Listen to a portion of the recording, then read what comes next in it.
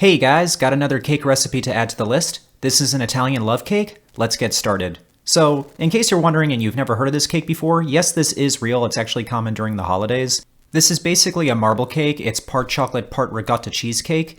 And I'm going to show you how to make the chocolate cake part first because I saw some other recipes. Before I make a dish I've never made before, I always look up to see how other people make it. That way I get a gist on how I'm going to do it. And I saw that other recipes were using boxed cake mix, and I didn't want to do that. I wanted to make this completely from scratch. I'm actually making my chocolate cake recipe not from my last video, but the one before that, the one that does not use melted chocolate, just cocoa powder. I will put the recipe in the description box down below, that way you can see how to make this cake. And the reason why I went with this recipe was because it's a much lighter, fluffier cake. You don't want a chocolate cake recipe that is too dense for this, mainly because the other portion of this recipe will be the ricotta part, and that part is going to be more like a cheesecake, so it's going to be a lot heavier, so you want this to be a lot lighter. Alright, this is looking great. This is the end of our chocolate cake batter, so now it's time to make the ricotta mix. Get another bowl out, and we're going to add our ricotta cheese, and you don't have to worry about draining it, don't worry, we want moisture in there. I'm now going to just kind of spread this apart a little bit with my whisk, just so that it's easier to blend,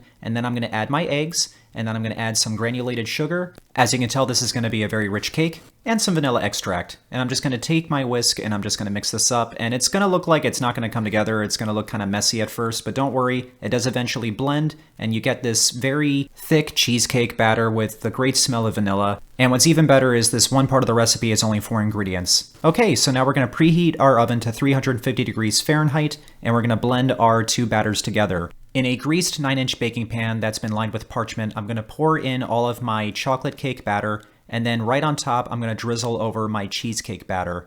And don't worry if it's not perfect, I'm actually going to take a toothpick, or you can take a butter knife, and just swirl it around. Make sure you don't blend the two batters together, otherwise you're going to get a completely different type of cake here, and it's not even going to be the right color. You want it to look like a marble cake, which essentially that's what this is. It's a marble cake. That way when you cut into it later after it bakes, it's going to have a really cool design. But wait a minute, we're going to get there soon, don't worry. Alright, so now this is done. This is going to go into a 350 degree Fahrenheit oven for 85 to 90 minutes. You heard me right. This is going to bake for a while. I put this on a baking pan because there is a lot of batter here, and I thought it was going to overflow. Thankfully, it didn't. It did rise, and it did jiggle in the middle, but don't worry. It's done.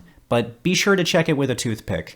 Alright, so while that's cooling off, we're going to make the icing. Alright, so I said I wasn't going to use boxed cake mix for this recipe, but I am using instant pudding mix. I swear that is part of the recipe. I did not make this part up. But it's okay, I like instant pudding, and it's only 3 ingredients. I poured my instant pudding mix in a large bowl. I added less milk than it says on the box. Don't worry, the measurements will be in the description box down below. And I'm just going to mix that up with a whisk, and as you can see, this is very, very thick, almost like a ganache. I'm adding heavy cream to this, and I'm going to use an electric mixer to blend this up. This is going to make a thicker, creamier whipped icing. You don't have to use an electric mixer for this. You could do this by hand, which will take a lot longer, but it can be done. You'll get a good workout, and that means a larger slice of cake for you. Or you could just use a stand mixer, that works too, but I feel that the electric mixer is the way to go. And as you can see, this is basically a chocolate Cool Whip, and it tastes terrific too. I tried some of it before I put it on the cake. But I'm afraid to say that this is not ready to go on the cake yet. First of all, the cake is not completely cooled off, and this pudding mix does need to sit in the fridge for an hour before we decorate it, so that gives more time for your cake to cool off. And it is a large cake, so it is going to take a little bit of time for it to cool off.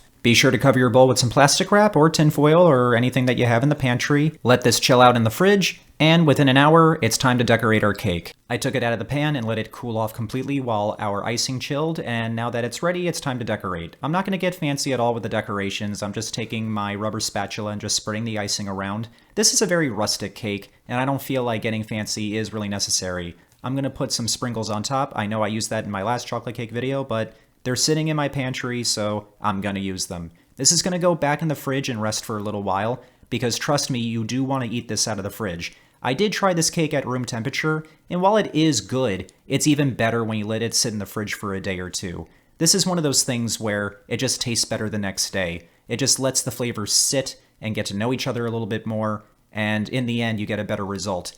But either way, this is a very good cake. It's great for large events. I feel like if you serve this to your family during the holidays, they'll be very impressed. I was actually very, very, very pleasantly surprised. And if you do end up taking the route of using boxed cake mix, I feel like this will still work. But there's nothing better than making a homemade from scratch cake. Nothing beats that at all. And It's a showstopper, I can tell you that. It's a very cool looking cake. I love slicing into a marble cake and seeing that cool design on the inside. I never get tired of that. So yeah, guys, make this one. I think you'll really like it. It doesn't really matter what time of the year it is. I mean, it's summer right now and I made a holiday cake. Mainly because it's over 100 degrees in Florida right now and I'm just craving some cooler weather. A day in the 60s or 70s would be fantastic, thank you. But anyway, guys, I hope you all enjoyed this one. Please remember to like and subscribe, and I will see you all next time.